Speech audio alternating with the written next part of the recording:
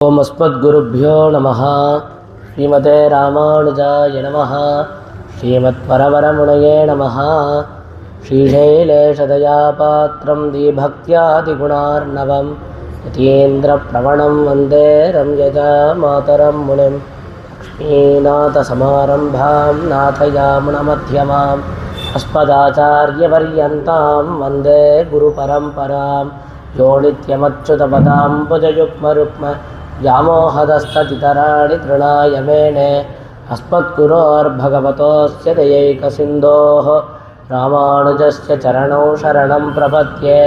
मातापिता युवतयस्तनया विभूतिः सर्वं यदेव नियमेन मदन्वयानाम् आद्यस्य न कुलपतेर्वकुलाभिरामं श्रीमत्तदङ्घ्रियुगलं प्रणमामि मूर्ध्ना।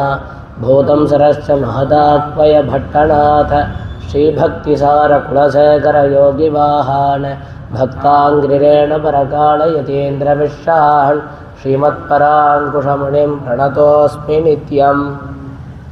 नीलातुङ्गस्तनिगिरितटे सुप्तमुद्बोध्य कृष्णम् आराध्यं स्वं श्रुतिशतशिरःसिद्धमध्यापयन्ति सोच्चिष्टायां स्रजनिगलितं यावलात्कृत्य भुङ्क्ते गोदा तस्यै नमयितमिदं भूय एवास्तु भूयः।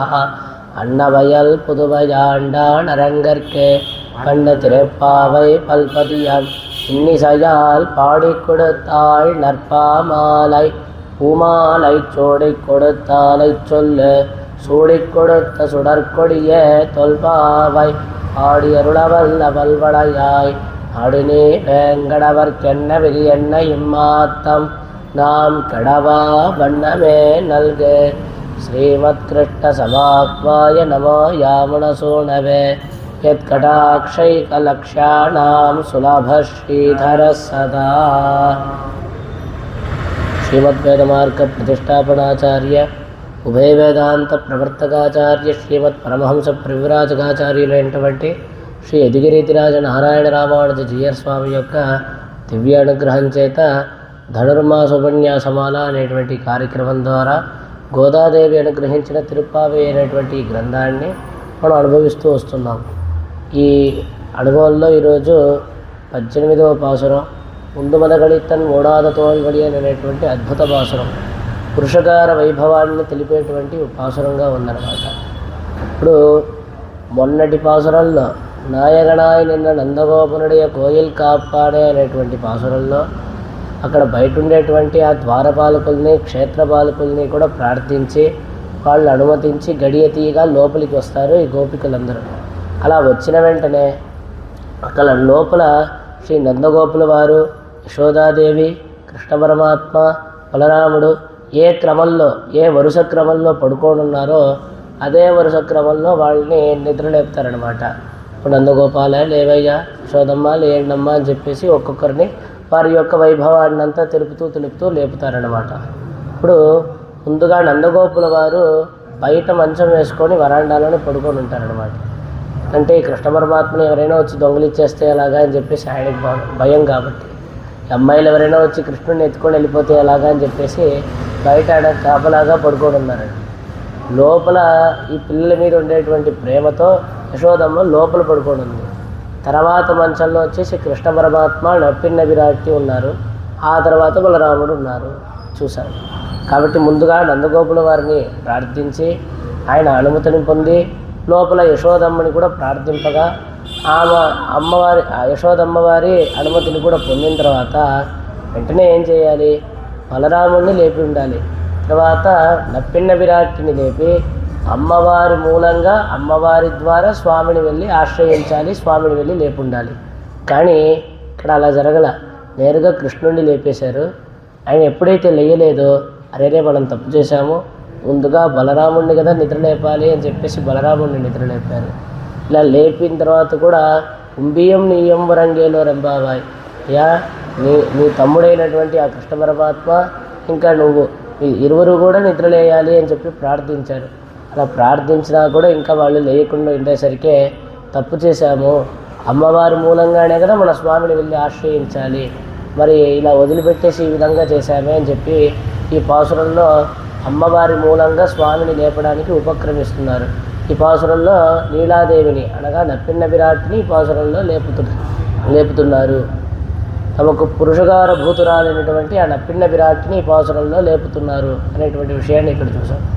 ఏమండి, క్రమం వచ్చేసి బలరాముడిని లేపి నప్పిన్న విరాట్ని లేపి తర్వాత కదా కృష్ణ పరమాత్మని లేపాలి.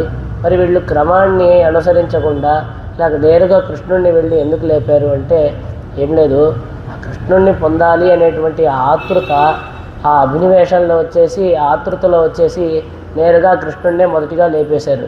తర్వాత అయ్యయ్యో తప్పు చేశాము, క్రమంగా కదా ఆశ్రయించాలి అని చెప్పేసి ఇప్పుడు క్రమంగా అమ్మవారి ద్వారా స్వామిని ఆశ్రయించడానికి ఉపక్రమిస్తున్నారు. ఈ పాసురంలో நமకు పురుషగార భూతురాలైనటువంటి ఆ నప్పిన్న పిరాటిని నిద్రలేపుతున్నారన్నమాట. ఇప్పుడు పురుషగార భూతురాలు అంటున్నారే, అసలు పురుషగారం అంటే ఏమిటి అంటే పురుషగారం అంటే ఘటక కృత్యం, అంటే స్వామిని మనతో చేర్చడం, మనల్ని స్వామితో చేర్చడం. మనకి స్వామికి మధ్యలో అమ్మవారు వారధిగా ఉన్నారు అని చెప్పేసి ఇక్కడ తెలుపుతున్నారనమాట. ఏం లేదు, మనల్నేమో తన వాత్సల్యంతో, అంటే మనం ఎన్ని తప్పులు చేసున్నా కూడా ఎన్ని దోషాలున్నా కూడా ఆమె జగన్మాత కాబట్టి మన దోషాలనంతా చూడకుండా వాత్సల్యంతో మనల్ని అంతా స్వీకరిస్తుంది. స్వామినేమో వాల్లభ్యంతో, స్వామికి అమ్మవారంటే అంత ప్రేమ కాబట్టి తన యొక్క రూప సౌందర్యంతోనూ మాటలతోనూ ఆయన అలా మైమరిపించి మన దోషాలనే అసలు స్వామి కంటికి కనిపించకుండా, మనం కాకపోతే మన బిడ్డల్ని ఎవరు రక్షిస్తారు అని చెప్పి ఆయనతో కూడా చెప్పి ఇలాగా మనల్ని స్వామితో చేరుస్తోంది అమ్మవారు అనేటువంటి విషయాన్ని ఇక్కడ చూస్తున్నాం. ఇక్కడ పురుషగారం అంటే కేవలం రికమెండేషన్ కాదు, అంటే ఊరికే పలానా వాళ్ళు మీరు తప్పకుండా స్వీకరించాలి అని చెప్పి అలా తెలిపి ఊరికే వదిలేయడం కాదు. ఎక్కడైనా రికమెండేషన్ చేస్తారు, సిఫారసు చేస్తారు, వాళ్ళు చెప్పిన రికమెండేషన్ ఫలించవచ్చు, ఫలించకుండా పోవచ్చు. ఏమైనా నాకు తెలీదు, నేను చెప్పాల్సింది చెప్పేశాను, ఇంకా ఆయన స్వీకరించకపోతే నాకేమైంది, నేనేం చేయలేను కదా, నా చేతిలో ఉండేటువంటి అధికారం అని చెప్పచ్చు. కానీ అమ్మవారు ఇక్కడ అలా కాదు, స్వామి మనల్ని అనుగ్రహించే వరకు ఆ స్వామిని వదిలిపెట్టదు.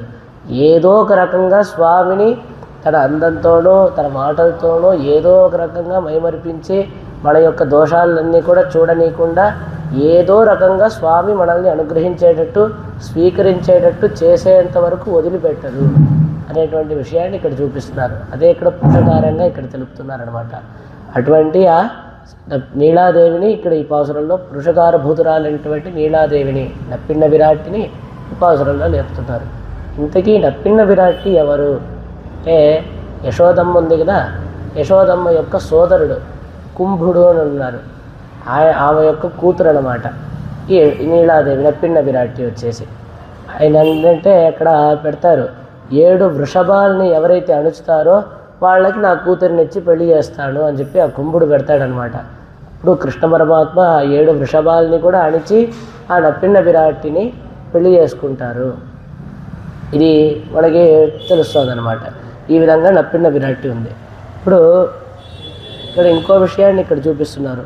ఏంటంటే అమ్మవారితో చేరి ఉండేటువంటి ఆ స్వామిని మనం వెళ్ళి ఆశ్రయిస్తేనే మనకి ఆయన అనుగ్రహం లభిస్తుంది. మనం వచ్చేసి అప్పుడే మనకి ఆయన యొక్క సంపూర్ణ అనుగ్రహం లభిస్తుంది అనేటువంటి విషయాన్ని తెలుపుతున్నారు. దీనికి ఉదాహరణగా ఏంటంటే ఆ కాకాసురుణ్ణి ఇంకా విభీషణుడిని చూపిస్తున్నారనమాట. ఇప్పుడు అమ్మవారు పక్కనుండేటప్పుడు స్వామి నిశ్చయంగా అనుగ్రహించే తీరుతాడు. శ్రీరామాయణంలో మనం చూస్తే అమ్మవారు పక్కనుండేటప్పుడు శ్రీరామచంద్రమూర్తి అసలు ఎవరిని వధించడు. అమ్మవారు పక్కనుండగా ఎవరిని అసలు దండించడమో వధించడమో అనే ప్రసక్తే ఉండదన్నమాట. అమ్మవారు ఎక్కడైనా దూరంగా ఉండి ఎక్కడో ఉన్నప్పుడు ఇలాగ అమ్మవారిని వదిలి, అమ్మవారు ఎక్కడో లంకలో ఉన్నారు, ఈయన ఇక్కడ ఉండేటప్పుడు యుద్ధం చేశారు. ఇది కాకుండా అమ్మవారు ఎక్కడో అక్కడ ఆశ్రమంలో ఉన్నారు, ఈయన ఆ మాయ లేడిని వెతుక్కుంటూ ఆ బంగారు లేడి వెనకాల పరిగెత్తుకుంటూ అంత దూరం వెళ్ళిపోయిన తర్వాత దాన్ని సంహరించారు. ఆ విధంగా అమ్మవారు దూరంగా ఉండేటప్పుడే స్వామి ఈ విధంగా వధిస్తాడే తప్ప దండిస్తాడే తప్ప అమ్మవారు పక్కనుండగా అనుగ్రహం అనేది నిశ్చయంగా ఉంది అనేటువంటి విషయాన్ని ఇక్కడ తెలుపుతున్నారు. అలా తెలుపుతూ ఇప్పుడు 3 విషయాలు ఇక్కడ ఒకే కుటుంబంలో ఉండేటువంటి ముగ్గురు వ్యక్తుల చేత 3 విషయాలు మనకి కనిపిస్తున్నాయి. విభీషణుడేమో అమ్మవారిని స్వామిని కలిపి ఆశ్రయించాడు, అంటే అమ్మవారితో చేరి ఉండేటువంటి ఆ శ్రీరామచంద్రమూర్తిని ఆశ్రయించాడు. ఆ శూర్పణకేమో స్వామియే కావాలి అని చెప్పేసి పోయింది. రావణాసురుడేమో స్వామి వద్దు అమ్మవారే కావాలి అని చెప్పి వచ్చాడు. వీళ్ళు ముగ్గురులో ఎవరికి ఏం గతి పట్టింది అని చూసామంటే, ఇలాగా అమ్మవారిని ముందు పెట్టుకొని అమ్మవారి ద్వారా స్వామిని ఆశ్రయించిన ఆ విభీషణుడేమో ఉజ్జీవించాడు. ఇలాగా అమ్మవారే కావాలి అని వచ్చిన వంటి ఆ రావణాసురుడేమో చివరికి సంహరింపబడ్డాడు. అదేవిధంగా శ్రీరామచంద్రమూర్తే కావాలి అని చెప్పేసి వచ్చినటువంటి ఆ శూర్పణకేమో కూడా అదేవిధంగా చెవి ముక్కు అంతా కూడా తెగబడింది. ఈ విధంగా స్వామిని ఒక్కరిని ఆశ్రయించడము తప్పే, అమ్మవారిని ఒక్కరిని ఆశ్రయించడము తప్పే. అమ్మవారితో చేరి ఉండేటువంటి ఆ స్వామియే మనకి పరమప్రాప్యము అని చెప్పేసి ఇక్కడ తెలుపుతున్నారన్నమాట. అలా తెలుపుతూ ఈ విధంగా ఇక్కడ ఒక విషయం అనమాట. ఈ రావణాసురుడు కేవలం అమ్మవారిని అపహరించాడు, కానీ కాకాసురుడు దానికంటే పెద్ద అపరాధమే చేశాడు. నేరుగా వచ్చి తన ముక్కుతో అమ్మవారిని ఇలా పొడిచాడు, గాయపరిచాడు. మరి అతన్ని సంహరించాలి కదా, ఇంకా పెద్ద అపరాధం కదా. అంటే శ్రీరామచంద్రమూర్తి వెంటనే లేచి ఒక బ్రహ్మాస్త్రాన్ని, ఒక దర్భం తీసుకొని బ్రహ్మాస్త్రాన్ని స్మరించి ఆ కాకాసురుడి మీద వేస్తాడనమాట. ఆ కాకాసురుడు ముల్లోకాలు తిరుగుతాడు. ఆ పక్షులంతా, తన తోటి పక్షులంతా కూడా చేతులు వదిలేస్తాయి. ఋషులు, దేవతలు. ఈ కాకాసురుడు ఎవడంటే జయంతుడు అనేటువంటి ఆ ఇంద్రుడి యొక్క కుమారుడు. అతను ఇలాగా కాకాసురుడుగా ఉంటాడనమాట. అప్పుడు ఆ ఇంద్రాది దేవతలు కూడా వాళ్ళ తల్లి, తండ్రి, ఆ ఇంద్రుడు మొదలైన వాళ్ళందరూ కూడా రాముడి యొక్క బ్రహ్మాస్త్రం వస్తుందంటే అందరికీ భయమే. రాముడి యొక్క బ్రహ్మాస్త్రం అంటే ఇంకా మనం అతన్ని కాపాడడానికి వెళ్తే మనల్ని కూడా సంహరించేస్తున్నది. కాబట్టి ఎవరు కూడా ముందుకు రాలేదు. తన తోటిగా ఉండేటువంటి ఆ పక్షులు కానీ, ఆ ఋషులు కానీ, దేవతలు కానీ ఎవరు రాలేదు. ఆయన 3 లోకాలు తిరిగి తిరిగి చివరికి రాముడి యొక్క శ్రీచరణముల మీదే వచ్చి ఆశ్రయించాడనమాట. తర్వాత పక్కన ఎప్పుడైతే అమ్మవారు ఉన్నారో స్వామి కూడా క్షమించారు అనేటువంటి విషయాన్ని మనం ఇక్కడ గమనిస్తున్నాం. ఆ విధంగా అమ్మవారి యొక్క సమక్షంలో మనల్ని స్వామి అనుగ్రహిస్తారు అనేటువంటి విషయాన్ని ఇక్కడ మనం అనుభవిస్తున్నాం అన్నమాట. ఆ విధంగా ఇప్పుడు ఆ విధంగా ఉండేటువంటి రీతిలో ఈ విధంగా మనం క్రమంలో వెళ్ళి స్వామిని ఆశ్రయించాలి, అమ్మవారి మూలంగా స్వామిని ఆశ్రయించాలి అని చెప్పేసి ఈ పాసురంలో ఆ అమ్మవారి యొక్క పురుషకార కూతురాలైనటువంటి అమ్మవారి యొక్క వైభవాన్నంతా తెలుపుతూ ఆ నప్పిన్న విరాట్ని ఆశ్రయిస్తున్నారు ఈ పాసురంలో చెప్పేసి చూస్తున్నాం. ముందుగా ఈ పాసురాన్ని అనుసంధానం చేసుకొని దీని యొక్క ప్రతిపదార్థాన్ని, దీనిలోని విశేషార్థాలన్నింటినీ కూడా క్రమంగా అనుభవిస్తాం. குந்தமதகளித்தன் ஓடாத தோள் வலியன் கொந்த கோபாலன் மருமகளே நப்பின்னாய் கந்தம் கவழும் குடலி கடைதிரவாய் வந்தெங்கும் கோடி அடைத்தனகான் மாதவி பந்தல் மேல் பல்கால் குயிலினங்கள் கூவினகான் பந்தார் விரலியொன் மைத்துடன் பேர்பாட செந்தாமரை கையால் சீரார் வளையொலிப்ப வந்து திரவாய் மகிழ்ந்தேலோ ரெம்பாவாய். మదం మదజలము ఉందు స్రవించునట్టి కలిత్తన్ ఏనుగు వంటి వాడు ఓడాద వెనుదీయని తోల్వలియన్ బాహుబలమును కలవాడుగు నందగోపాలన్ శ్రీ నందగోపాలుని మరుమగళే కోడల కందం పరిమళము కమళం వీయు కుడలి కేశపాసమును కలదాన నప్పిన్నాయ్ నీలాదేవి కడైదిరవాయ్ గడియను తీయుము ఎంగొం అంతటా కోడి కోళ్ళు వందు వచ్చి అడైతనగాన్ కూయుచున్నవి మాధవి జాజి మాధవి పందల్ మేల్ జాజి పందిరిపై కుయిలినంగల్ కోకిల గుంపులు పల్గాల్ పలుసార్లు కూయుచున్నవి పందు బంతి ఆర్ అమర్యున్న విరలి వేళ్లను కలదాన ఉన్మైతునన్ నీ నాతుడకు శ్రీకృష్ణుని యొక్క పేర్పాడ నామమును కీర్తించుచుండగా శ్రీరార్ సౌందర్యము నిండుగా గల వళై గాజులు ఒలిప్ప ఫణింపగా వందు వచ్చి చందామరై ఎర్ర తామర వంటి కయ్యాల్ చేతితో మగిழ்ந்து ఆనందించి తిరవాయ్ తలుపు తీయము ఏలో రెంబావాయ్ అని చెప్పేసి ఈ పాసురం యొక్క ప్రతిపదార్థాన్ని ఇప్పుడు అనుభవించాం. ఇప్పుడు దీంట్లోని విశేషార్థాలన్నింటినీ కూడా క్రమంగా నిదానంగా అనుభవిస్తాం. ముందు మదగళిత్తణ్. ఇప్పుడు ముందు మదగళిత్తణ్ అని చెప్పేసి ఎవరిని చూసి చెప్తున్నారంటే నందగోపుల వారిని చూసి చెప్తున్నారనమాట. ముందు మదగళిత్తన్ అంటే ఏమిటి అంటే ఆ మదజలము స్రవించేటువంటి రీతిలో ఉండేటువంటి ఆ ఏనుగు ఉంది కదా, ఆ మదపటి ఏనుగు వలె ఉండేటువంటి ఓ నందగోపుడా ఆ నందగోపుల వారిని పిలుస్తున్నారనమాట. అంటే ఆ మదపటి ఏనుగుకి ఎంత బలము అంత బలం కలిగి ఉండేటువంటి ఓ నందగోపాల అని చెప్పేసి ఆ నందగోపుల వారిని చూసి పిలుస్తున్నారు. ఇంకో విషయాన్ని కూడా ఇక్కడ చూపిస్తున్నారు.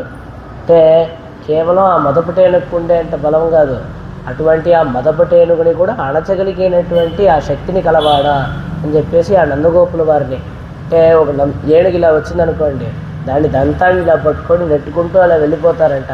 అంత శక్తి కలిగినటువంటి వారు ఆ నందగోపుల వారు అని చెప్పేసి ఇక్కడ చూపిస్తున్నారు. చూపించి ఓడాద తోళ్వలియన్. ఓడాద తోళ్వలియన్ అంటే యుద్ధ భూమిలో వెనుదిరగని అక్కర్లే, అంటే ఆ శత్రువులకి వెన్ను చూపించకుండా అంతటి యొక్క బాహుబలాన్ని భుజబలాన్ని కలిగినవాడు అని చెప్పేసి ఇక్కడ చూపిస్తున్నారన్నమాట. అంటే యుద్ధే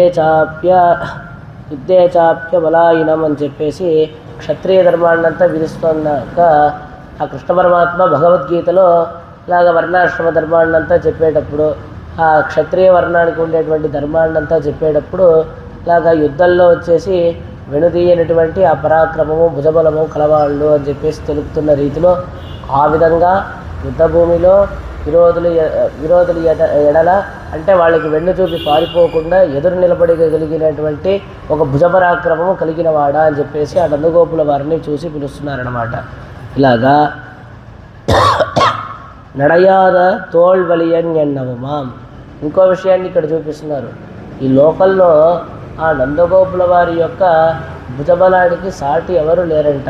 అంటే ఇటువంటి భుజబలం అసలు ఈ లోకల్లో ఉందా అన్న రీతిలో అంత భుజబలం కలిగిన వారు ఆ నందగోపుల వారు అని చెప్పేసి ఇక్కడ తెలుపుతున్నారు. ఇప్పుడు ఇక్కడ వెంటనే ఒక ప్రశ్న అడుగుతున్నారనమాట. ఇప్పుడు ఈ నందగోపుల వారి యొక్క భుజబలాన్ని ఇక్కడ ఎందుకు కీర్తిస్తున్నారు?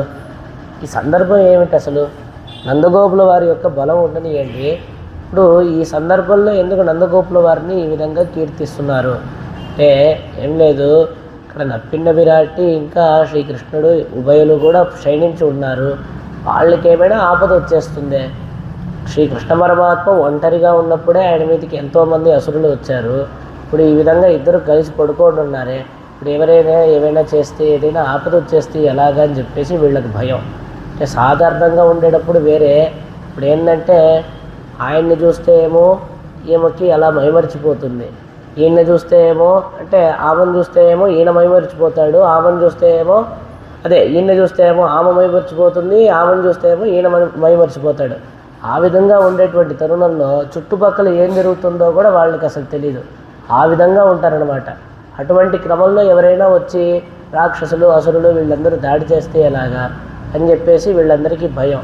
అప్పుడు వీళ్ళు ఈ నందగోపుడి యొక్క బలాన్ని ఇక్కడ కీర్తిస్తూ మనం అసలు భయపడక్కర్లేదు, రక్షణగా నందగోపుల వారు ఉన్నప్పుడు ఇంక ఏ విధంటే ఆపద కూడా రాదు, కాబట్టి మనకి ఎటువంటి భయం అసలు అక్కర్లేదు అనేటువంటి విషయాన్ని ఇక్కడ తెలపడానికి ఆ నందగోపుల యొక్క ఆ భుజపరాక్రమాన్నంతా ఇక్కడ కీర్తిస్తున్నారు అనేటువంటి విషయాన్ని మనకి ఇక్కడ చూపిస్తున్నారన్నమాట.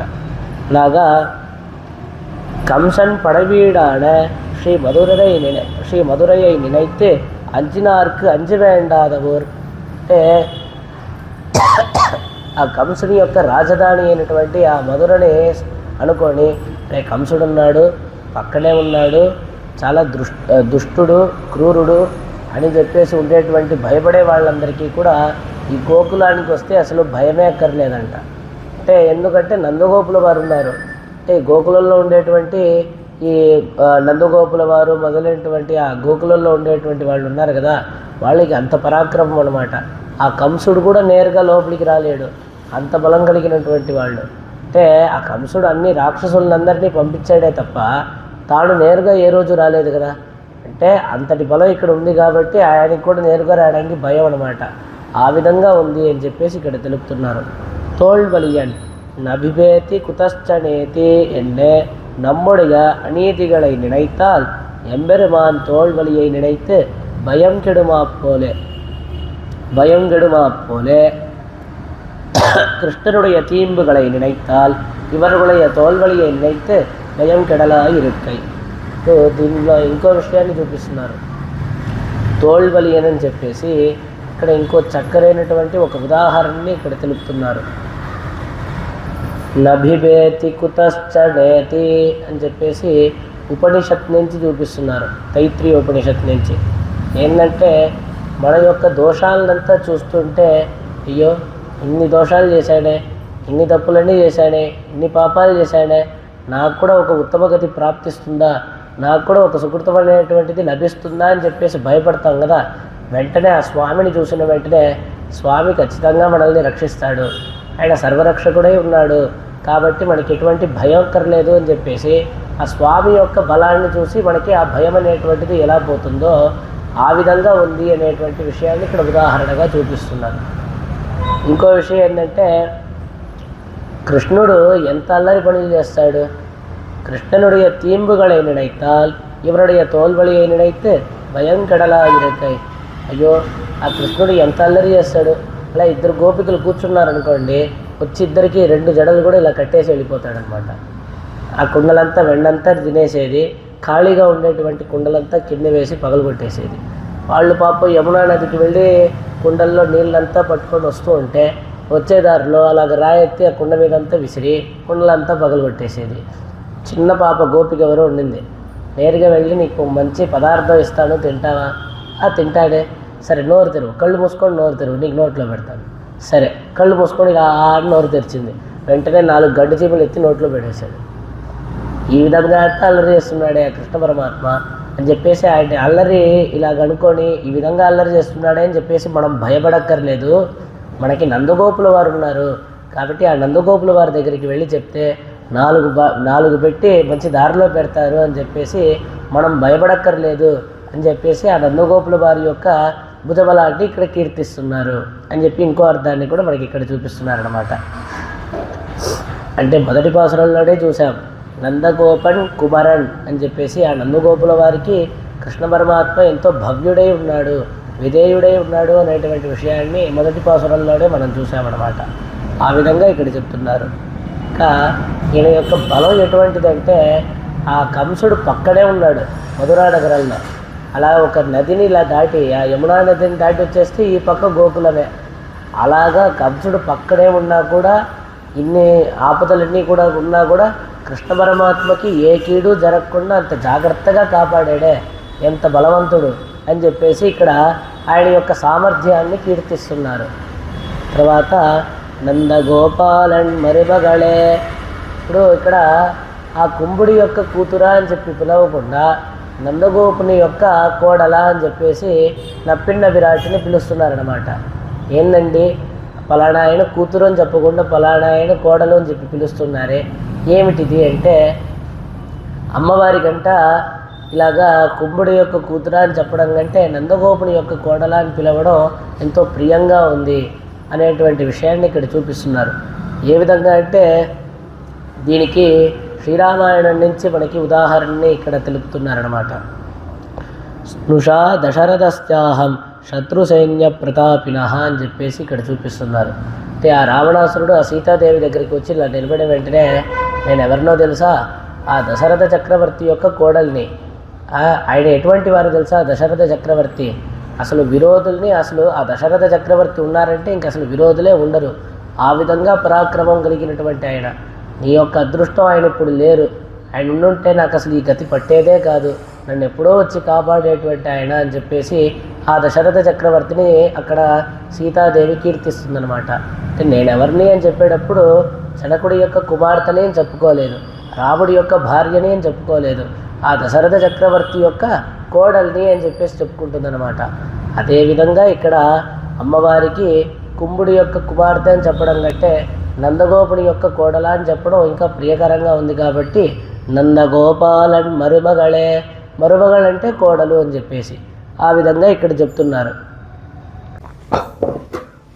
மதகளித்தன் ஓடாத தோல்வலியன் நந்தகோபாலன் மருமகளே நப்பின்னாய் கந்தம் கவழம் குழலே கடைதிரவாய் வந்தெங்கும் கோழி அழைத்தனகான் மாதவி பந்தல் மேல் பல்கால் குயிலினங்கள் கூவினகான் பந்தார் விரலியொன் மைத்துணன் பேர்பாடா செந்தாமரை கையால் சீரார் வளையொலிப்பா வந்து திரவாய் మగిழ்ందేలోరెంబావాయ్. ఇక్కడ నప్పిన్నాయ్ అని చెప్పేసి పిలుస్తున్నారే, దీనికి కారణం ఏమిటి? నందగోపాలన్ మరుమగళే అని చెప్పి ఓ నందగోపుని యొక్క కోడల అని చెప్పి పిలిచారు కదా, నప్పిన్నాయి అని చెప్పేసి ఇక్కడ పేరు పెట్టి ఎందుకు పిలుస్తున్నారు అంటే, తిరువాయిపాడిயில் కృష్ణన్ பிறந்ததுக்கு பின்பு శ్రీ నందగోపర్కు మరుమగళల్లాదారుండు అంటే గోకులంలో శ్రీకృష్ణుడు వచ్చి అవతరించిన తర్వాత అసలు ఆ నందగోపునికి కోడలు కాని వారు ఎవరైనా ఉన్నారా అండి? అందరూ ఆయన కోడలే. ఆ విధంగా ఉంది కాబట్టి ఓ నందగోపుని యొక్క కోడల అంటే మనల్ని కాదు ఎంతోమంది ఉన్నారు, ఎవరినో పిలుస్తున్నారని చెప్పేసి ఉంటుంది. కాబట్టి అలా కాదమ్మా, నిన్నే పిలుస్తున్నాం, ఓ నప్పిన్నాయ్, ఓ నప్పిన్న విరాటి అని చెప్పేసి అమ్మవారిని పిలుస్తున్నారన్నమాట. పిలిచిన వెంటనే నప్పిన్నాయి ఎంగిరారుగల్ కందం కవళం కుడలి అంటే ఆమె యొక్క కేశపాశాలు ఎలా ఉన్నాయంటే అంత సువాసనని వెదజిల్లుతోందనమాట. అటువంటి కేశపాశాలని కలిగి ఉండేటువంటి ఓ నప్పిన్నాయి అంటే ఆ పరిమళం కూడా ఆ కేశపాశాలకు వచ్చి చేరిన తర్వాతే అసలు పరిమళమే పరిమళంగా మారుతోంది, ఆ పరిమళమే సార్థకత పొందుతోంది. అటువంటి కేశపాశాలు అంటే అంత సువాసన వెదజల్లేటువంటి కేశపాశాలను కల ఓ నప్పిన్నాయి అని చెప్పేసి ఇక్కడ పిలుస్తున్నారు. అంటే పుష్పం ధరించడం వల్ల కేశాలకి అంత సువాసన, లేకపోతే ఆ పుష్పాలని ఆ కేశాల్లో ధరించింది కాబట్టి ఆ పుష్పాలకి సువాసన వచ్చిందంటే ఆ కేశపాశాల్లో పుష్పం ధరించడం చేతనే ఆ పుష్పాలకే వాసన వచ్చింది. అంటే ఆ పుష్పాలకు కూడా పరిమళాన్ని ఇచ్చేటువంటి అటువంటి ఆ కేశపాశాలు అంత సువాసనని కూడా అంత సువాసన వెదజల్లేటువంటి ఆ కేశపాశాలు అని చెప్పి కొనియాడుతున్నారన్నమాట. అలాగా వాసంసై పొంగుడలాడిరే సర్వగంధ ఎంగిరవణుక్కం నాత్తం కొడుక్కంబడి పరిమళం మిక్క తిరుక్కుడల్ అంటే భగవంతుడిని చెప్పేటప్పుడు సర్వగంధ సర్వరస అని చెప్పి తెలుపుతున్నారు. అంటే అన్ని విధాలైనటువంటి రసము ఆ స్వామియే, అన్ని విధాలైనటువంటి ఆ సువాసనన్నీ కూడా స్వామి దగ్గరే ఉంటుందన్నమాట. ఆ విధంగా ఉండేటువంటి స్వామికి కూడా పరిమళాన్ని చేకూర్చేటువంటి అటువంటి ఒక సువాసనని వెదజల్లేటువంటి కేశపాశాలు కలదానా చెప్పి నప్పిన్న విరాటిని చూసి ఇక్కడ పిలుస్తున్నారు. అటువంటి ఆ కేశపాశాలు అటువంటి ఆ కొప్పుని కలది, అంత సువాసన కలిగేటువంటి ఆ కొప్పుని కడై తిరవాయ్ కృష్ణుடைய పరిమళమం உன்னுடைய పరిమళమం ஆஹா தேங்கி நிற்கிற வெள்ளத்தை கதவை திறந்து புறப்பட விட்டு எங்கள் విడాయై తీరాయ్ ఎంగిరారుగల్ అంటే ఇక్కడ ఏం తెలుపుతున్నారంటే ఆ కృష్ణుడి యొక్క పరిమళము ఇంకా నీ యొక్క పరిమళము అంటే సర్వగంధ అని చెప్తున్నారు కదా, అలాగా కృష్ణుడి యొక్క పరిమళము నీ యొక్క పరిమళము అంతా చేరి లోపల అలా ప్రవాహంగా ఉంది. ఆ ప్రవాహాన్ని లోపల అట్టే ఉంచిపెట్టబాకమ్మా, ఈ తలుపు తీసి ఆ ప్రవాహంతా మా మీద కూడా అలాగా పారేటట్టుగా చేయమ్మా, అలాగా సువాసన పీల్చుకొని మేము కూడా కొద్దిగా ఆశ్వాసపడతాము, శ్రమ పరిహారం చేసుకుంటాము అని చెప్పేసి తెలుపుతున్నారనమాట. ఆ విధంగా ఆ లోపలే అడ్డుగట్ట వేసినట్టు అలాగే తలుపేసుకొని కాకుండా ఆ అడ్డుగట్టనంతా తొలగించి ఆ తలుపుని వెంటనే తెరిచి ఆ యొక్క పరిమళం కూడా మాకు వచ్చేటట్టుగా చేయమ్మా, ఆ పరిమళాన్నంతా మేము కూడా ఆస్వాదించి శ్రమ పరిహారం చేసుకుంటాము అని చెప్పి తెలుపుతున్నారు. ఇలాగా తెలిపేసరికే లోపల ఉండేటువంటి ఆ నప్పిన్న విరాటి వచ్చేసి అడుగుతుంది, మధ్యరాత్రిలే ఎడుప్పిగిరదండన్న, ఇలాగ మధ్యరాత్రిలో వచ్చి లేపుతున్నారే ఏమిటి అని చెప్పేసి అడుగుతుందన్నమాట. అడిగిన వెంటనే పోదు విడుందదన్న, అమ్మా ఇది మధ్యరాత్రి కాదమ్మా తెల్లవారింది అని చెప్పేసి బయట ఉండేటువంటి గోపికలందరూ తెలుపుతారు.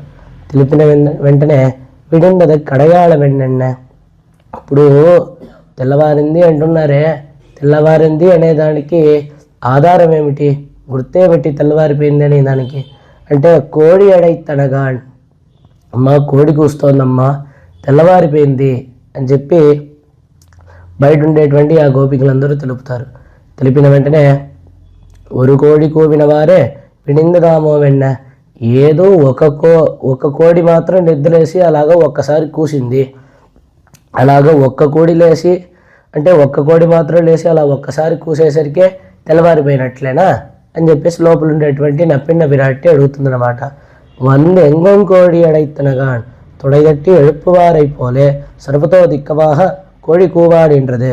అంటే ఉలర్దవయెల్లాం కూపిడం పిన్నై ఉరంగం అది శామకోడి అన్న.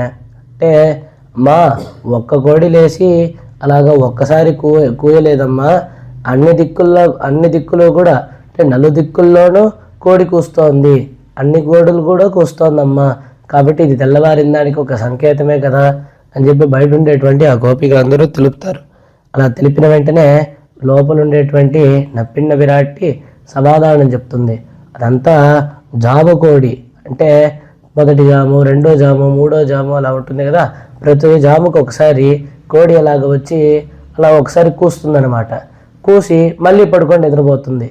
ఆ విధంగా కోడి ఏదో ఒకసారి లేచి ఆ జాముకి సరిగ్గా అలా కూసి పడుకుంటోంది. అంతేగాని ఇది తెల్లవారిన దానికి ఒక ఆధారంగా నేను స్వీకరించలేను అని తెలుపుతారనమాట. అలా తెలిపిన వెంటనే తర్వాత అవునా, అట్లయితే నీకు వేరే ఆధారాలన్నీ కూడా మేము చెప్తాము అని చెప్పేసి గోపికలు తెలుపుతున్నారు. మాధవి పందల్ మేల్ ఇత్యాది. మాధవి పందల్ మేల్ పల్గాల్ కుయిలిడంగల్ కోవినగాన్. ఆ సంపంగి పందిరి మీద ఉండేటువంటి ఆ కోకిల గుంపంతా నిద్రలేసి కూస్తోందమ్మా అని చెప్పి తెలుపుతారనమాట. ఏ విధంగా అది పడుకొని ఉందంటే సుఖత్తాలే నోపజనం స్మరణ్ ఇదం శరీరం ఎన్నుంబడి పడుక్కైలే ఉరంగిగిరవై ఉడరంపోదు విడియ వేండావో ఎన్న. అంటే ఈ జీవుడు వచ్చేసి ముక్తిని పొంది శరీరాన్ని విడిచిపెట్టి అలాగ అర్చనాది గతిలో వెళ్ళేటప్పుడంట వెనక్కి తిరిగి కూడా ఈ శరీరాన్ని చూడ్డంట. అంటే ఒక మురికైన ప్రదేశంలో మనం ఉన్నామనుకోండి, ఒకడు ఒక మురికైన ఒక ప్రదేశంలో నివసిస్తున్నాడు. అతనికి వచ్చేసి మంచి భవంతి ఇచ్చి మంచి అంతఃపురం అంతా ఇచ్చి అయ్యా నువ్వు ఇక్కడ వసించవచ్చు అని చెప్పి ఏర్పాటు చేసి పెట్టామనుకోండి, అతను మళ్ళీ తిరిగి చూస్తాడా ఈ మురికి ప్రదేశాన్ని? దానికి ఎంతో చక్కగా వెనక్కి కూడా తిరిగి చూడకుండా ఆ పెద్ద భవంతికి ఎగి వెళ్ళిపోతాడు కదా. అదేవిధంగా ఇక్కడ అంత ఆనందవహంగా ఉండేటువంటి శ్రీవైకుంఠం లభించిన తర్వాత ఆ ఆత్మ వచ్చేసి తిరిగి కూడా వెనకాల చూడనమాట. అంటే చూడకుండా ఈ శరీరాన్ని చూడదు. అంటే ఇన్ని రోజులు వసించినటువంటి ఆ శరీరం కింద పడున్నా తిరిగి కూడా చూడదు. చుట్టుపక్కల బంధుమిత్రులందరూ కూడా ఏడుస్తున్నా కూడా ఏమాత్రం సంబంధం లేకుండా అలాగ వెళ్ళిపోతుంది. అదేవిధంగా వీటితో సంబంధం లేకుండా ఆ యొక్క సంపంగి అంటే ఆ జాజి పందిరి ఉంటుంది కదా, ఆ జాజి పందిరి మీద దాని యొక్క మృదువైన సుఖ స్పర్శం చేత అంత చక్కగా ఆ కోకిలన్నీ అలా పడుకొని నిద్రిస్తున్నాయి. అటువంటి ఆ కోకిల కూడా నిద్రలేసి కూస్తోందమ్మా, ఇది తెల్లవారిన దానికి ఒక గుర్తే కదా అని చెప్పి బయట ఉండేటువంటి ఆ గోపికలందరూ తెలుపుతారనమాట. తెలిపిన వెంటనే లోపల ఉండేటువంటి నప్పిన్న విరాట్టి అంటోంది, ஒரு కీలనం ఉరుగాల్ కూవం కాటిల్ విడిందదో ఎన్న. ఏదో ఒక్క కోకిలో ఒక్కసారి కూసింది, దానికే తెల్లవారిపోయినట్లేనా అని చెప్పేసి ఆమె అడుగుతుందన్నమాట. అలా అడిగిన వెంటనే పల్కాల్ కుయిలినంగల్ కూవినగాన్. అంటే உன்னுடைய நோக்கம் ஸ்பர்ஷமுமே தாரகமாக குயிலிடம் విడిందం ఉన్నై కాణపెరామయాలే కూవానిండ్రది. అంటే ఏం తెలుపుతున్నారంటే ఆ కోకిలంతా ఉంది కదమ్మా, ఆ కోకిలకి ధారకమేందో తెలుసా? నీ యొక్క స్పర్శము, నీ యొక్క కటాక్షమే దానికి ధారకంగా ఉంటుంది. అంటే నప్పిన విరాట్టి రోజు వెళ్ళి ఆ కోకిల్ని అలా చేతిలో తీసుకొని దాన్ని ఒకసారి అలాగా తడిమిచ్చి దాన్ని అలాగా కంటితో అలా కటాక్షించి ఈ విధంగా అంతా చేస్తుంది. అలాగా నప్పిన విరాట్టి యొక్క స్పర్శము ఆమె యొక్క కటాక్షమే దానికి ధారకంగా ఉంది ఆ కోకిలకి. కాబట్టి ఆ విధంగా ఉండేటువంటి ఆ కోకిల తెల్లవారింది, నువ్వు ఇంకా రానే లేదే అని చెప్పేసి మామూలుగా ఈ నప్పిన విరాట్టి వస్తుందే మనల్ని ఇలా తీసుకుంటుందే, చేతిలో తీసుకొని తడిమి చూస్తుందే అని చెప్పేసి తెల్లవారిన ఇంకా నువ్వు రాలేదని చెప్పేసి పల్గాల్ కుయిలినంగల్ కూవినగాన్. అంటే పలుమార్లు ఆ కోకిల గుంపంతో కూస్తోందమ్మా, పలుమార్లు కూస్తోంది, పలు కోకిలలు అంటే ఆ గుంపుగా కూస్తోంది అని చెప్పేసి ఇక్కడ తెలుపుతారనమాట. ఇలాగ తెలిపిన వెంటనే పందారి విరళి, అంటే ఈ విధంగా కోకిలన్నీ కూస్తున్నాయి అని చెప్పిన తర్వాత లోపల నప్పిన విరాట్టి ఏ విధంగా ఉంది అనేటువంటి విషయాన్ని వర్ణిస్తున్నారు. పందారు విరళి పందుం కయ్యం పొరుందిరెక్కిరబడి, అంటే చేతిలో పూల చెండ్లని పట్టుకొని ఉందన్నమాట ఆ నొప్పిన విరాటి. ఆ పూల బంతి ఎంత చక్కగా ఉందంటే ఆ చేతికి అంత చక్కగా అది ఉప్పు ఉందన్నమాట, అంత చక్కగా ఇమిడి ఉంది ఆ చేతికి. అంటే కొన్ని పదార్థాలు ఇలా చేతిలో తీసుకుంటే అంత చక్కగా అంత ఉప్పుగా అంత బాగా ఇమిడి ఉందే అన్నట్టు రీతిగా అది వచ్చేసి ఆ పూల బంతి వచ్చేసి అంత చక్కగా చేతికి ఇమిడి ఉందన్నమాట. అలాగా అది చూసిన వెంటనే బయట ఉండేటువంటి ఆ గోపికలందరూ తెలుపుతారు, నాంగల్ చైతన్యத்தை విట్టు అచేతనమాహ పెత్తిలోమే, మాకెందుకమ్మా ఈ చైతన్యము, ఈ జ్ఞానం ఎందుకమ్మా, మేము కూడా ఒక అచేతనంగా ఒక జ్ఞానం లేని ఒక పదార్థంగా ఉండుంటే బాగుండేది, ఎందుకంటే నీ యొక్క స్పర్శ లభించేది కదా, ఆ చేతుల్లో ఉండేటువంటి ఆ బంతిగా మేముండుంటే బాగుండేదమ్మా, నీ యొక్క చేతి స్పర్శ మాకు దొరికేది, ఎందుకమ్మా ఈ చైతన్యము ఈ జ్ఞానము అని చెప్పేసి వీళ్ళందరూ తెలుపుతారనమాట. అంటే ఉన్ కైకుళ్ళే కిడక్కలామే, ఈ చేతి లోపల ఉండొచ్చు కదమ్మా ఆ బంతిగా ఉండుంటే, మాకు అటువంటి ఆ భాగ్యం దొరకలేదే అని చెప్పేసి వీళ్ళందరూ మేము ఆ భాగ్యానికి నోచుకోలేదే అని చెప్పి తెలుపుతారనమాట.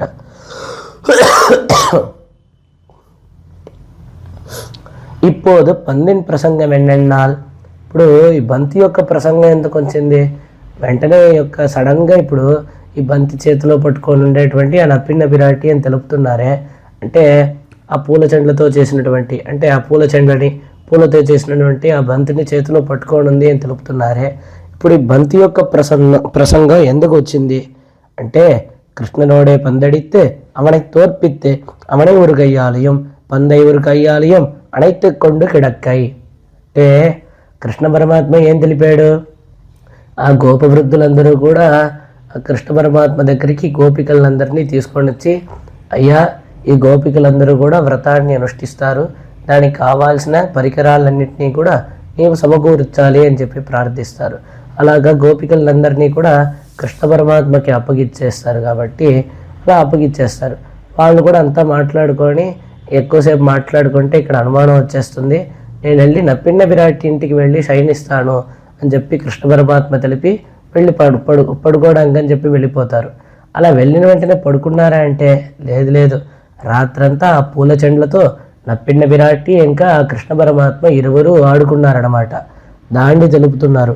అలాగా రాత్రి అంతా ఆ పూల చెండ్లతో ఆడుకున్నారు కదా, ఆడుకున్నప్పుడు ఆ కృష్ణుణ్ణి ఓడించి ఆ బంతిని చేతిలో పట్టుకొని ఉండేటువంటి ఆ నప్పిన విరాటి ఒక చేతిలో ఏమో ఆ బంతిని పట్టుకొని ఉందంట, ఇంకో చేతిలో ఏమో ఆ కృష్ణుడిని పట్టుకొని ఉంది అని చెప్పి తెలుపుతున్నారనమాట. ఏమండి ఇక్కడ నప్పిన విరాటే గెలిచింది అని చెప్పేసి మీరు ఏ విధంగా చెప్తారు అని అడిగితే, లేదు లేదు, ఎవరు గెలిస్తే బంతి వాళ్ళది, ఇప్పుడు బంతి నప్పిన విరాటి చేతిలో ఉంది కాబట్టి నప్పిన విరాటియే గెలిచింది అనేటువంటి విషయాన్ని ఇక్కడ తెలుపుతున్నారు. అలా తెలుపుతూ பந்தை ஒரு கையாலையும் அணைத்து கொண்டு கிடக்கை அவன் இவளுக்கு భోగోపకరణం పందు లీలోపకరణం, అంటే ఆ కృష్ణుడేమో ఈమెకి భోగోపకరణం, అంటే భోగానికి ఒక ఉపకరణంగా ఉన్నాడు. ఈ పంద్ అంటే ఈ బంత్ వచ్చేసి లీలోపకరణం వినోదానికి ఉపకరణంగా ఉంది. ஒரு கையில் నారమాయెత్తే ஒரு கையில் అయడమాయెత్తే, అంటే ఈ జగత్తులో ఆ భగవంతుడు తప్పితే మిగతా అన్ని పదార్థాలు కూడా నార శబ్ద వాచ్యము, అన్నీ ఆ నార శబ్దం కిందకే వచ్చేస్తాయి. కాబట్టి ఒక చేతిలో ఏమో నార పదార్థం అంటే నిత్య వస్తువు అనమాట, ఇంకో చేతుల్లో ఏమో ఆ భగవంతుడే అనమాట. ఆ విధంగా ఉంది. అంటే దీని ద్వారా ఏం తెలుస్తుంది మనకి అంటే, ఉరుగయ్యలే విభూతి ఆయితే ఉరుగయ్యలే విభూతి మాయి ఉరుగయ్యలే విభూతి మాయితే ఉరుగయ్యలే విభూతి మాడాయితే, అంటే ఒక చేతిలో మొత్తం ఈ జగత్తు ఈ విభూతి అంతా ఉందన్నమాట, అంటే మొత్తం ఆమె సొత్తే కదండి. ఇంకో చేతిలో దీనికంతా స్వామిగా ఉండేటువంటి ఆ కృష్ణ పరమాత్మ అనమాట. అంటే దీని ద్వారా ఏం తెలుస్తుంది అంటే, మనకి ఆ భగవంతుడికి అమ్మవారు మధ్యలో ఒక వారధిగా ఉన్నారు, పురుషకార భూతురాలై ఉన్నారు, మనల్ని ఆ భగవంతుడితో చేరుస్తున్నారు, భగవంతుడిని మనతో చేరుస్తున్నారు అని చెప్పేసి, ఇత్తాల్ అస్యేషాఢం జగతో విష్ణుపత్తి ఎంగిరబడియే ఉభయ సంబంధత్తాల్ వంద పురుషకార భావం తోత్తుగిరదు, అని చెప్పి ఇక్కడ తెలుపుతున్నారు. అమ్మవారికి ఎన్నో నామాలు ఉన్నా కూడా ప్రధానంగా మొదటి నామం ఏంటంటే శ్రీ అని చెప్పేసి తెలుపుతాం. శ్రీహి అని చెప్పేసి. ఇప్పుడు శ్రీహి అని చెప్పేటువంటి నామం దేన్ని తెలుపుతుందంటే దానికి రెండు విధాలుగా అర్థాలు చెప్తున్నారు. శ్రీయతే ఇది శ్రీహి, శ్రయతే ఇది శ్రీహి అని చెప్పి తెలుపుతున్నారు. శ్రీయతే అంటే మనందరి చేత నమస్కరింపబడుతోంది అని చెప్పి ఒక అర్థం. శ్రయతే ఇది శ్రీహి అంటే తాను భగవంతుణ్ణి నమస్కరిస్తోంది. అంటే మనందరికీ కూడా అమ్మవారు ఈశ్వరిగా ఉంది. ఆ భగవంతుడికి, ఆ విష్ణుకేమో పత్నిగా ఉంది. అస్యేషాడాం జగతః విష్ణుపత్ని అని చెప్పేసి ఇక్కడ తెలుపుతున్నారు. ఆ విధంగా మనందరికేమో శేషిగా ఉంది, మనందరికేమో నాయకురాలే ఉంది, మనందరికేమో ఈశ్వరి అయి ఉంది. కానీ ఆ భగవంతుడికి తాను శేషభూతురాలే ఉంది, తాను పత్ని అయి ఉంది అనేటువంటి విషయాన్ని ఇక్కడ తెలుపుతున్నారన్నమాట. అంటే వెంటనే అడుగుండొచ్చు, అంటే ఇప్పుడు పురుషకారం అంటే ఏమిటండి అంటే ఏం లేదు, భగవంతుణ్ణి మనకి అనుగ్రహించేటట్లు తాను చేస్తోంది. భగవంతుడి యొక్క స్వాతంత్ర్యం మొదలైనటువంటి గుణాలంతా బయటికి రాకుండా, అంటే స్వాతంత్ర్య గుణాన్నంతా అణిచి ఆయన యొక్క కృప, కరుణ, వాత్సల్యం మొదలైనటువంటి గుణాన్నంతా మన మీద అలా ప్రసరింపజేసే విధంగా ఆ భగవంతుడు మనల్ని అనుగ్రహించే విధంగా అమ్మవారు చేస్తున్నారు. అంటే పురుషకారం అంటే కేవలం రికమెండేషన్ కాదు, మనల్ని స్వామి అనుగ్రహించేటువంటి వరకు అమ్మవారు వదిలిపెట్టడం లేదు. స్వామిని మనం ఆశ్రయించేటప్పుడు అమ్మవారు మూలంగానే ఆశ్రయించాలి అనేటువంటి విషయాన్ని మనం ఇక్కడ గమనించదగినటువంటి విషయం అన్నమాట. ఆ విధంగా ఇప్పుడు అమ్మవారి యొక్క పురుషకారం మనకి అవసరమేనా అని అడిగితే ఇప్పుడు ఒక అద్భుతమైన విషయం అన్నమాట. ఏంటంటే ఇప్పుడు భగవంతుడితో సంబంధం అందరికీ సమానంగా ఉంది కదా. అంటే సమూహం సర్వభూతేషు అని చెప్పిన రీతిలో ఆ నారాయణుడితో సంబంధం అందరికీ సమానంగా ఉంది కదా. అందరిలోనూ స్వామి వ్యాపించి ఉన్నారు కదా. మరి అలాంటప్పుడు అమ్మవారి యొక్క పురుషకారం ఎందుకు అని చెప్పి అడిగితే ఇప్పుడు రెండో విషయం, ఇంకో విషయం ఏంటంటే అందరికితో భగవంతుడికి సమానమైనటువంటి సంబంధం ఉంది. అదేవిధంగా భగవంతుడు కూడా ఎంతో చక్కగా సౌలభ్యాది గుణాలన్నీ కూడా కలిగి ఉన్నారు. మరి అలాంటప్పుడు అమ్మవారి యొక్క పురుషకారం మనకి ఎందుకు అని అడగగా దానికి సమాధానం ఏంటంటే చల్లగా ఉండేటువంటి ఆ సముద్రం కూడా, ఆ సముద్ర గర్భంలో లోతుగా మనం వెళ్తే బాడభాగ్ని అని చెప్పేసి ఆ అగ్ని ఎలాగ ఉంటుందో ఆ విధంగా సౌలభ్యాది గుణాలు, వాత్సల్యాది మొదలైనటువంటి ఆ గుణాలన్నీ కూడా కలిగి ఉండేటువంటి ఆ భగవంతుడికి ఏ విధంగా అంటే ఈ జీవులు మనబోటి వాళ్ళందరూ చేసేటువంటి ఎన్నో దోషాలు, ఎన్నో పాపాల చేత ఆయన యొక్క మనసులో కోపం కూడా రావడానికి ఒక అవకాశం ఉంది కదా. ఆయన స్వతంత్రుడు, మన యొక్క దోషాలని చూసి దండించడానికి కూడా స్వామికి అధికారం ఉంది.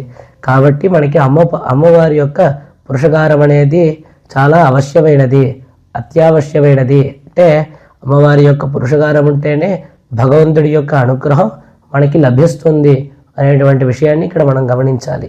ఇప్పుడు ఇంకో విషయం కూడా ఇక్కడ గమనించాలి. ఏంటంటే అమ్మవారు పురుషకారం ఉంటే మనకి ఆ భగవంతుడి యొక్క అనుగ్రహం నిశ్చయమేనా అంటే అమ్మవారు ఏదో రికమెండ్ చేసేసారు, కానీ ఆయన ఖచ్చితంగా మనల్ని అనుగ్రహించాలి అని చెప్పేసి దానికి అంత నిర్ధారణగా ఎలా చెప్పుతున్నారు స్వామి అంటే ఏం లేదు, అమ్మవారి పట్ల స్వామికి అంత ప్రేమ. అంటే అమ్మవారు స్వామికి వల్లభురాలై ఉన్నారు కావున ఆ అమ్మవారి కోసం మనల్ని నిశ్చయంగా స్వామి అనుగ్రహిస్తున్నారు. అంటే మన పట్ల ఏమో అమ్మవారికి వాత్సల్యము, ఆమె జగన్మాత కాబట్టి మనం ఎన్ని దోషాలు చేసినా చూడకుండా అయ్యో మన బిడ్డలే అని చెప్పేసి ఈ విధంగా అమ్మవారు ఉన్నారు. స్వామితో పాటు ఏమో స్వామి ఎడలేమో వాల్లభ్యము, ఆ వాల్లభ్యాతిశయం అన్నమాట. కాబట్టి ఆయన్ని అలాగా తన మాటలతోనూ తన యొక్క ఆ రూప సౌందర్యంతోనూ అలా మైమరిపించి మన యొక్క దోషాలనే స్వామి యొక్క కంటికి అసలు కనిపించకుండా చేసి మనల్ని కూడా స్వామి అనుగ్రహించేటువంటి విధంగా అమ్మవారు చేస్తున్నారు. కాబట్టి అమ్మవారిని ముందర పెట్టుకొని అమ్మవారి ద్వారానే స్వామిని ఆశ్రయించాలి అనేటువంటి విషయాన్ని ఇక్కడ గమనించాలి. ఆ విధంగా ఒక చేతిలో ఏమో బంతి, ఒక చేతిలో ఏమో స్వామి అంటే అంటే ఆ పురుషకార భూతురాలే ఉన్నారు. ఒక చేతిలో ఏమో ఈ నార పదార్థం అంటే జగత్తు మొత్తం అంటే మనమందరం, ఇంకో చేతిలో ఏమో స్వామి అమ్మవారు ఎలా ఉన్నారంటే మనకి స్వామికి మధ్యలో వారధిగా ఉన్నారు, పురుషకార భూతురాలే ఉంది అనేటువంటి విషయాన్ని ఇక్కడ గమనిస్తున్నాం. ఇప్పుడు ఈ విధంగా అంతా చెప్పిన తర్వాత நீங்கள் వందదన్న మీరు ఎందుకు వచ్చారు అని చెప్పేసి లోపల ఉండేటువంటి ఆ నప్పిన విరాట్టి అడుగుతుందన్నమాట. అడిగిన వెంటనే ఉన్ మైత్తునని పేర్పాడ నీ నాదుడైనటువంటి ఆ కృష్ణుడి యొక్క నామాలన్నీ కీర్తించడానికి అని చెప్పేసి మేము వచ్చామమ్మా చెప్పేసి తెలుపుతారనమాట. అలా తెలిపిన వెంటనే அவனும் நீயும் மைத்துடமையாடி ஒருவருக்கொருவர் ஒன்றுக்கு 9 சொல்லி இட்டீடு கொள்ளும் போது உன்பక్షத்திலே நாங்கள் నిన్నే అవన్ తోల్విక్కు వసైపాడ అని చెప్పేసి ఇక్కడ తెలుపుతున్నారు. అంటే ఏ విధంగా స్వామినికి పాడడానికి వచ్చాము తెలుసా అంటే నువ్వు ఇంకా స్వామి ఒకరితో ఒకరు పరస్పరం అంతరంగంగా మాట్లాడుకొని ఆయన ఒకటి అంటారు, నువ్వు 9 అంటావు. ఆ విధంగా మాట్లాడుకునేటువంటి ఆ తరుణంలో మేమందరం నీ పక్షంలో నిలబడి మాట్లాడడానికి అని చెప్పి వచ్చున్నామమ్మా అనేటువంటి విషయాన్ని ఇక్కడ తెలుపుతారనమాట. అలా తెలిపి నాంగల్ నిన్నే అవన్ తోల్విక్కు వసైపాడ అంటే ఆ కృష్ణ పరమాత్మ ఇప్పుడు నీ దగ్గర ఓడిపోయాడు కదా ఆ బంతితో ఆడుకునేటప్పుడు. కాబట్టి ఆ బంతి ఆటలో కృష్ణ పరమాత్మ ఓడిపోయాడు కాబట్టి మేమందరం కూడా నీ పక్షంలో నిలబడి ఆయన యొక్క ఓటమికి ఒక సహస్రనామం పాడతాం. అంటే గుణానికి ఆ భీష్మాచార్యులు సహస్రనామం పాడారు. ఇప్పుడు ఆయన ఓడిపోయాడు కదా కృష్ణ పరమాత్మ, కాబట్టి మేమందరం కూడా నీ పక్షంలో నిలబడుకొని ఆయన్ని కొద్దిగా పరిహసించేటట్టు అంటే పరిహాసం చేసేటట్టు విధంగా నీతో పాటు చేరి ఆ స్వామికి ఆయన ఓటమికి మేము ఒక సహస్రనామం పాడతాం.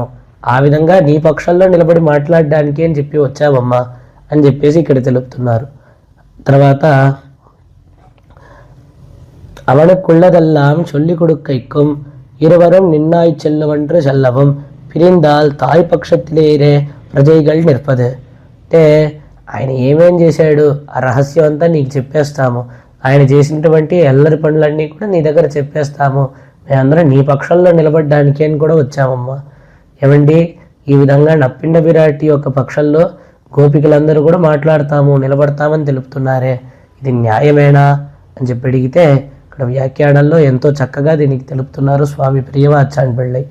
ఏంటంటే లోకల్లో తల్లి తండ్రి ఇరువురు కలిసి ఉండేటప్పుడు పిల్లలు వచ్చేసి ఎంతో చక్కగా ఉంటారు, వాళ్ళు ఇరువురు సామరస్యంగా ఉండేటప్పుడు అంతా చక్కగానే ఉంటుంది. కానీ వాళ్ళిద్దరి మధ్యలో ఏదో కొద్దిగా మనస్పర్ధ ఏదైనా ఏర్పడి అలా కొద్దిగా ఏదైనా అంటే ఈ పిల్లలందరూ కూడా అమ్మ పక్షంలోనే నిలబడతారు అనేటువంటి విషయాన్ని ఇక్కడ తెలుపుతున్నారు. అదేవిధంగా ఇక్కడ గోపికలందరూ కూడా నప్పిన్న విరాటి యొక్క పక్షంలో నిలబడి ఉన్నారు అనేటువంటి విషయాన్ని మనం ఇక్కడ గమనించగలము. అంటే పాపం ఆ నాయనేమో పాపం ఇతను ఏదైనా ఉంటే నా పక్షంలో నిలబడాలి అని చెప్పి మంచి చాక్లెట్లు 5 స్టార్ చాక్లెట్లు ఐస్ క్రీము అన్నీ కొని పెడతాడు పాపం. అన్నీ కొనిపెట్టి డైరీ మిల్క్ అన్నీ కొని పెడతారు. చివరికి ఏమవుతుందంటే అంతా తీసుకొని అమ్మ పక్షంలోనే ఈ పిల్లలు అనేటువంటి వాళ్ళు నిలబడతారు. ఇది లోకల్లో మనం చూస్తున్నాం. ఏం నాన్న అమ్మని ఈ విధంగా చెప్పొచ్చా, అమ్మదే సరైనది అని చెప్పేసి తెలుపుతారు కదా. ఆ విధంగా అంటే ఇది లోకల్లో ప్రసిద్ధంగా మనం గమనించగలం. ఆ విధంగా ఇక్కడ వచ్చేసి గోపికలందరూ కూడా నప్పిండ పిరాటి యొక్క పక్షంలో నిలిచి ఉన్నారు అని చెప్పి ఇక్కడ తెలుపుతున్నారు. అవள் ఇంగడే యాగిల్ తిరందకొండు పూరంగోళెన్న అవునా ఇటువంటి ఒక పక్షంలో తలుపు తీసుకొని లోపలికి రండి అని చెప్పేసి నప్పిండ విరాటి తెలుపుతుంది.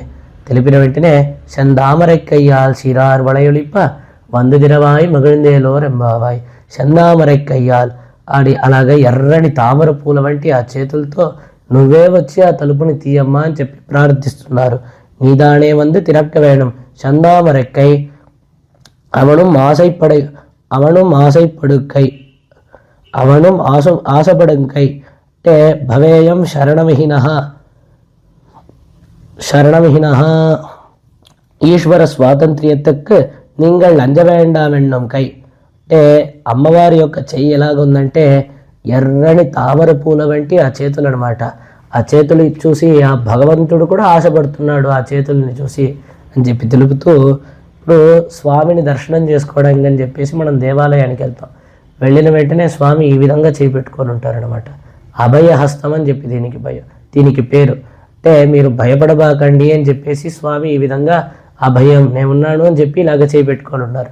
అంటే దేన్ని చూసి భయపడబాకండి అంటే, ఎన్నో పాపాలన్నీ చేశామే, ఎన్నో దోషాలన్నీ ఉన్నాయే, మనకు కూడా ఒక ఉత్తమ గతి ప్రాప్తిస్తుందా అని చెప్పేసి భయపడుతూ ఉంటారు కదా. మీరు భయపడబాకండి నేనున్నాను కదా అని చెప్పేసి స్వామి అభయాన్ని ఇస్తున్నాడు అనమాట. అభయహస్తాన్ని ఇలా చూపిస్తున్నారు. ఆ విధంగా ఉంది.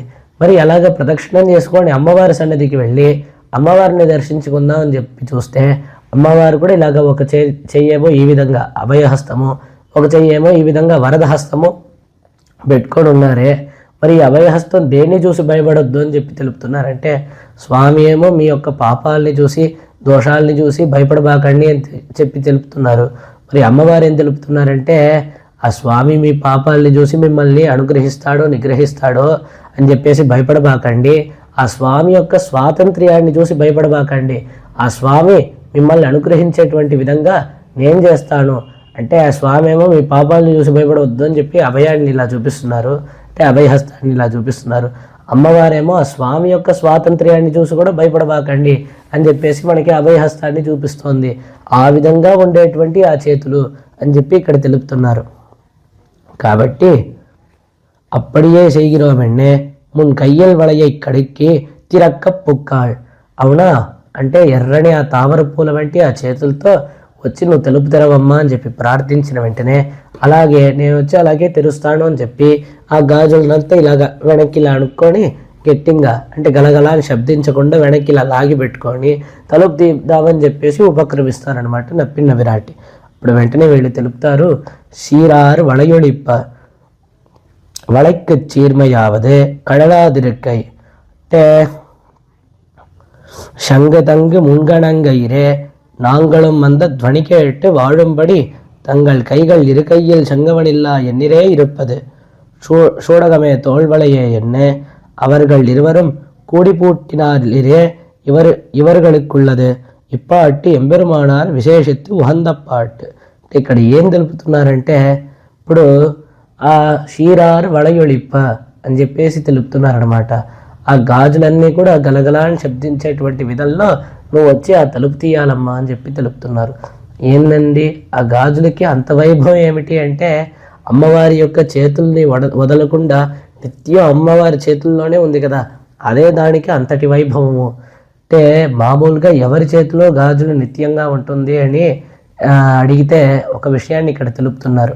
అంటే ఆ కృష్ణుణ్ణి వదిలేసి ఉన్నామనుకోండి, ఆ కృష్ణ విశ్లేషణ చేత ఒళ్ళంతా అలా బక్కచిక్కిపోయి అలాగ ఒళ్ళంతా సన్నబడిపోయి చేతులు ఉండేటువంటి ఆ గాజులంతా జారి కింద పడిపోయి పగిలిపోతుందంట. మరి ఒక కాలంలో కృష్ణుడి యొక్క సంశ్లేషణ ఏర్పడింది అనుకోండి, సంతోషం చేత ఒళ్ళంతా అలా పెరిగిపోయి పట్పట్పని ఆ గాజులన్నీ విరిగిపోతాయన్నమాట. మరి అమ్మవారికి కృష్ణుడి యొక్క విశ్లేషమో సంశ్లేషమో ఇలాగ మారి మారి ఏం లేదు కదా, నిత్యంగా స్వామితోనే ఎప్పుడు చేరి ఉంది కాబట్టి ఇలాగ నిత్యంగా చేతులు ఎప్పుడు కూడా గాజులు ఉన్నాయి అనేటువంటి విషయాన్ని ఇక్కడ తెలుపుతున్నారు. మేమందరం ఎలా ఉన్నాం తెలుసా, ఇరుకయ్యల్ సంగవనిల్లా ఎల్లే పావం ఇరంబవ్వం ఇరుకయ్యల్ సంగవనిల్లా ఎల్లే పావం இளங்கொழி இளையர் பெரும் பவ்வம் வண்டி உண்ட பெருவைத்த కరుముగిలే ఒప్పరమన్నం పెరుంతవర్ తరరంతవత్తు మునివర్ చూడ. అంటే మా చేతిలో అసలు గాజులే లేకుండా ఉన్నాయి. మరి మాకు గాజులు ఎప్పుడు అంటే ఆ నప్పిన్న విరాటి ఇంకా కృష్ణ పరమాత్మనే మాకు వచ్చేసి చూడగమే తోళ్వళయే తోడేసి విప్పువే అని చెప్పేసి మీరు వచ్చి మాకు అలంకరించాలి అని చెప్పేసి ఆ ఇరువురు అంటే ఆ నప్పిన్న విరాటి ఆ కృష్ణ పరమాత్మ మీరిరువురు కూడా మాకు అలంకరిస్తేనే కదా మాకు అని చెప్పేసి ఇక్కడ తెలుపుతున్నారనమాట. ఆ విధంగా ఉంది. ఇప్పాటి ఎంబెరుమానార్ విశేషిత్తు ఉహందప్పాట్. ఈ పాసురాన్ని స్వామి భగవద్ రామానుజాచార్యులు విశేషంగా అభిమానించినటువంటి ఒక పాసురంగా ఉంది అని చెప్పి తెలుపుతున్నారు. సాధారణంగా ఈ సన్యాసులందరూ కూడా భిక్షయాటనికి అని చెప్పేసి వెళ్తారనమాట. మధ్యాహ్నం ఒక 2 గంటలు 3 గంటల పైన ఆ గృహస్థాశ్రమంలో ఉండేటువంటి వాళ్ళందరూ కూడా అన్నీ పూర్తి చేసుకొని అలాగే మిగిలినటువంటి ఆ ప్రసాదం అంతా బయట సన్యాసాశ్రమంలో ఉండేటువంటి వాళ్ళు భిక్షయాటనికి వస్తే వాళ్ళ యొక్క వస్త్రంలో ఇలాగ సమర్పిస్తారనమాట. అలాగ వచ్చేటప్పుడంట ఉపనిషత్తులన్నీ చెప్తూ వస్తారంట ఆ సన్యాసాశ్రమంలో ఉండేటువంటి వాళ్ళు, ఆ సన్యాసులు వచ్చేసి. ఏ ఉపనిషత్తులు అంటే చాందోగ్య ఉపనిషత్తు, తైత్రీయ ఉపనిషత్తు, బృహదారణ్యక ఉపనిషత్తు మొదలైనటువంటి ఉపనిషత్తులంతా అలాగా చెప్తూ ఆ సన్యాసాశ్రమంలో ఉండేటువంటి వాళ్ళు, ఆ సన్యాసులు భిక్షాయాటనికి అని చెప్పి వస్తారు. మరి భగవద్ రామానుజాచార్యులు ఏ ఉపనిషత్తు చెప్తూ వస్తారంటే ఈ ఉపనిషత్తు అంతా కాదు, సకల వేద సారమైనటువంటి ఈ తిరుప్పావైని గానం చేస్తూ స్వామి వస్తారు అని చెప్పేసి తెలుపుతున్నారు. అంటే ఆ తిరుప్పావైలో స్వామికి అంతఃప్రావణ్యము కావున ఆయన్ని తిరుప్పావై జీయర్ అని చెప్పేసి ఆయనకి ఈ విధంగా ప్రసిద్ధి ఏర్పడింది. అంటే ఈ విధంగా గోదాదేవి యొక్క శ్రీచరణముల్లో ఆ తిరుప్పావైలో భగవద్ రామానుజాచార్యులకి అంతఃప్రావణ్యము. అంటే గోదాదేవి నాచియార్ తిరుమడి అనేటువంటి గ్రంథంలో ప్రార్థిస్తుంది. నారినరంపొడిల్ మాలిరం சோழநம்பிக்கு நான் நூர்தடாவில் வெண்ணை வாய் நேர்ந்தவராவி வைத்தேன், నూర్దడా నిరైంద వక్కారవడిశిలం చొండేన్ ఏరు తిరువుడయార్ అని చెప్పేసి ఇక్కడ తెలుపుతున్నటువంటి ఆ రీతిలో వచ్చేసి ఏంటంటే ఆ తిరువాలిరం చోళలో ఉండేటువంటి ఆ భగవంతుడికి నేను 100 గంగాళాల్లో అక్కారవడిశల్ అంటే ఆ పాయసాన్ని సమర్పించాలి, వెన్నని సమర్పించాలి, ఈ విధంగా అంతా ప్రార్థిస్తుందన్నమాట గోదాదేవి. కానీ నిజంలో సమర్పించింది అంటే పాప ఈమె 5-6 ఏళ్ల చిన్న బాలిక. ఆ విష్ణు చిత్తుల వారి దగ్గర కూడా అంత ఐశ్వర్యం ఉందా అంటే లేదు. ఆ విధంగా ఉండేటప్పుడు ఏదో నోటితో చెప్పి అలాగా సమర్పించాలి అని చెప్పి ఆశపడింది. మరి భగవద్ రామానుజాచార్యులు ఏం చేశారంటే మన గోదాదేవి ఈ విధంగా ఆశపడిందే, మడంగత దాన్ని తీర్చాలి అని చెప్పేసి భగవద్ రామానుజాచార్యులు ఆ తిరువాలిరం చోళలో ఉండేటువంటి ఆ భగవంతుడికి ఇలాగ 100 గంగాళాల్లో అక్కారవడిసల్ ఆ పాయసాన్ని ఇంకా కూడా 100 గంగాళాల్లో వెన్నని తీసుకొని వెళ్ళి సమర్పిస్తారనమాట. సమర్పించిన తర్వాత గోదాదేవిని దర్శనం చేసుకోవడానికి అని చెప్పేసి వేంచేస్తారు. వేంచేసేటప్పుడు ఏమవుతుంది అంటే గోదాదేవి ఎప్పుడో ఎంతో కాలానికి ముందర ఉంది. భగవద్ రామానుజాచార్యులు గోదాదేవి కాలమైన తర్వాత ఎంతో కాలం తర్వాత ఉన్నటువంటి ఆయన భగవద్ రామానుజాచార్యులు. అటువంటి ఒక ఉన్నా కూడా ఆ గోదాదేవి నా యొక్క ఆశనంతా తీర్చింది మీరే కదా.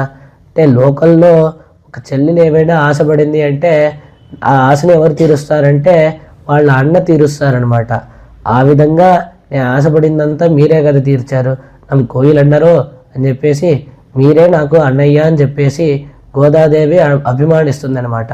అలాగే గోదాదేవిని దర్శనం చేసుకోవడానికి అని చెప్పి భగవద్ రామానుజాచార్యులు ఏం చేసినప్పుడు ఆ గోదాదేవియే చిన్న బాలిక రూపంలో వచ్చి ఈ విధంగా పిలుస్తుంది, నన్ను కోయిలు అన్నారు అని చెప్పి మీరే నాకు అన్నగారు అని చెప్పేసి అప్పటి నుంచి భగవద్ రామానుజాచార్యులకి గోదాగ్రజర్. ఆ విధంగా ఆ గోదాదేవికి కూడా ఆండాళ్ తమక్కం అన్నరాళ పెరుమాళ్ అని చెప్పేసి అంత కీర్తి అనమాట. ఆ విధంగా గోదాదేవి యొక్క శ్రీచరణముల్లోనూ ఆ తిరుప్పావైలోనూ అంతటి ప్రావణ్యం కలిగి ఉండేటువంటి స్వామి అనేటువంటి విషయాన్ని ఇక్కడ తెలుపుతూ ఈ విధంగా ఆ సన్యాసాశ్రమంలో ఉండేటువంటి వాళ్ళందరూ ఉపనిషత్ చెప్తూ ఈ విధంగా భిక్షయాటనికి వెళ్తారు. భగవద్ రామానుజాచార్యులు వచ్చేసి ఇలాగా తిరుప్పావైని గానం చేస్తూ పోతారనమాట. అలా వెళ్ళేటువంటి ఒక తరుణంలో ఒకరోజు ఏమవుతుంది అంటే ఈయనకి ఆచార్యవర్యులై ఉండేటువంటి ఆ పెరియనంబిగళ్ళ ఇంటి ముందరికి వెళ్తారు. ఈ విధంగానే తిరుప్పావైని గానం చేస్తూ వెంటనే ఆ పెరియనంబిగళ్ళ యొక్క కుమార్తె అత్తుడాయి అమ్మవారు చిన్న బాలిక, ఒక 6 ఏళ్ళు 7 ఏళ్ళు ఉంటుంది. చేతి నిండా గాజులన్నీ వేసుకొని చేతిలో మధ్యాహ్నం కదా పాపం ఆడుకుంటుంది, చేతిలో ఒక బంతిని పట్టుకొని ఆ విధంగా తలుపు తీసుకొని గలగల అని చెప్పేసి ఆ గాజులన్నీ శబ్దించేటువంటి విధంలో తలుపు తీసుకొని నేరుగా బయటికి వస్తుంది. అది చూసిన వెంటనే భగవద్ రామానుజాచార్యులు అంతే నిజంగానే ఆ నప్పిన్న బిరాటి వచ్చిందేమో, నీలాదేవి వచ్చిందేమో అని చెప్పేసి కిందపడి వెంటనే సాష్టాంగ దండ ప్రణామాలన్నీ చేస్తారనమాట. అలా చేసిన వెంటనే ఆ చిన్న బిడ్డ పాపం కాస్త భయపడిపోతుంది. భయపడిపోయి లోపలికి నేరుగా వెళ్ళి పెరియనంబిగళ్ళ దగ్గర ఈ విషయాన్ని అంతా తెలిపి ఓని ఏడవడం మొదలు పెడుతుంది. వెంటనే ఆ సన్నివేశాన్ని అంతా గమనించిన స్వామి పెరియనంబిగళ్ళు వచ్చేసి ఏం లేదు ముందు మొదగడిత్తని స్వామి అనుసంధానం చేస్తూ ఉంటారేమో అని చెప్పేసి తెలుపుతారనమాట.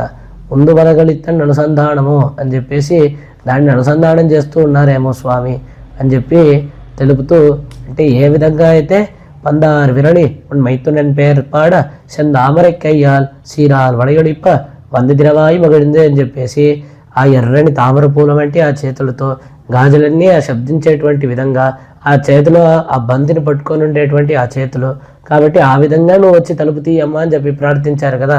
అదేవిధంగా స్వామి గానం చేసేటప్పుడు అదే రీతిలో ఎప్పుడైతే అత్తుడా అమ్మవారు వచ్చారో ఆ చేతులు చేతుల నిండా గాజులు వేసుకొని పంతిని చేతిలో పట్టుకొని గలగలాన్ని శబ్దించేటువంటి విధంలో అలా వచ్చేసరికి నిజంగానే నీలాదేవి వచ్చిందని చెప్పేసి ఆ విధంగా సాష్టాంగ దండ ప్రణామాలన్నీ చేశారు అనేటువంటి విషయాన్ని ఇక్కడ మనం చూస్తున్నాం.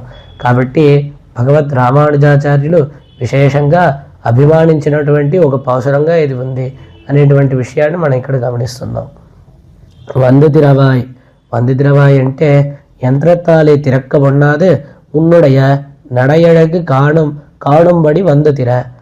మామూలుగా డోర్లు కొన్ని ఉంటాయి, రిమోట్ కంట్రోల్ డోర్, ఇక్కడ బటన్ నొక్కితే అక్కడ తలుపు తెరుచుకుంటుంది. ఆ విధంగా అంత కాదమ్మా, ఆ విధంగా తలుపులంతా తీయడం కాదు, నువ్వు నడిచి వచ్చి తలుపు తీయాలి. అలా నువ్వు నడిచి వచ్చేటప్పుడు నీ అందాన్నంతా అలా దర్శించి మేమందరం సంతోషపడేటువంటి రీతిలో నువ్వు నడిచి వచ్చి తలుపు తీయమ్మా అని ప్రార్థిస్తున్నారు. మగిழ்ந்து అంటే అర్ధిగల్ వాసలిలే நிற்க வேறு அனுபவம் உண்டோ என்ன தர்மத்துக்கு திறக்க என்றிக்கே பேரும் உன்னதாக வேணும் மகிழ்ந்து కృష్ణ సంశ్లేషత్తాలే వంద హర్షప్రకర్షం ముఖత్తిలే తోత్తుంబడి ఎన్నవుమాం.